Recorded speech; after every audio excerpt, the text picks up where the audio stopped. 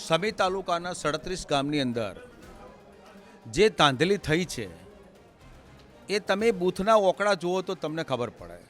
સમી તાલુકાના 38 ગામ એવા છે જ્યાં 2 ઓકડામાં કોંગ્રેસને મત મળ્યા. કોઈ 18, કોઈ 12, કોઈ 16, કોઈ 9, કોઈ 14, કોઈ 22, કોઈ 28, કોઈ 31 આવા મતો મળ્યા.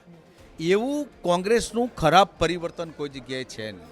એટલે એક આ એની જે ભારતીય જનતા પાર્ટીની ખરોપ પરોપની રાજનીતિ, ધાક ધમકીની રાજનીતિ એ મને સ્પષ્ટપણે દેખાઈ આવ્યું છે. મેં સર્વે કર્યું એના આધારે તમને કહું છું.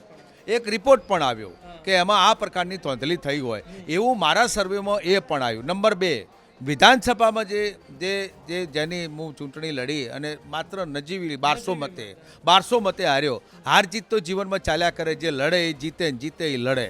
આ યુદ્ધના મેદાનમાં લડવું એ પણ મહત્ત્વની વાત છે ને યુદ્ધનું મેદાન ન છોડવું એ પણ એટલી જ મહત્ત્વની વાત છે. દાખલા તરીકે આજે હું એટલા મતે હાર્યો, એમને જે ભારતીય જનતા પાર્ટીએ જે કોથળા ઠેલવ્યા હતા, પૈસાના તે કોથળા ઠેલવી અને જે લોકોને જે ભરમાવી અને ખોટું બોલી અને લોકોને ખરીદ પરોપની જે રાજનીતિ કરી, એ રાજનીતિના કારણે ક્યાંક ને ક્યાંક મારે હારનો સામનો કરવો પડ્યો છે. પણ એ બંને વાતોનો મને 2017નો અનુભવ, 2022નો અનુભવ અને 2024નો અનુભવના અંતે મને ખબર પડી ગઈ છે કે ભારતીય જનતા પાર્ટી કઈ રીતની રાજનીતિ કરે છે. આવાવાળા સમયમાં પૂજ્ય સદારામ બાપાના આશીર્વાદથી ફરી મેદાનમાં ઉતરીશ અને ફરી જીતવાના પ્રયાસ કરીશ.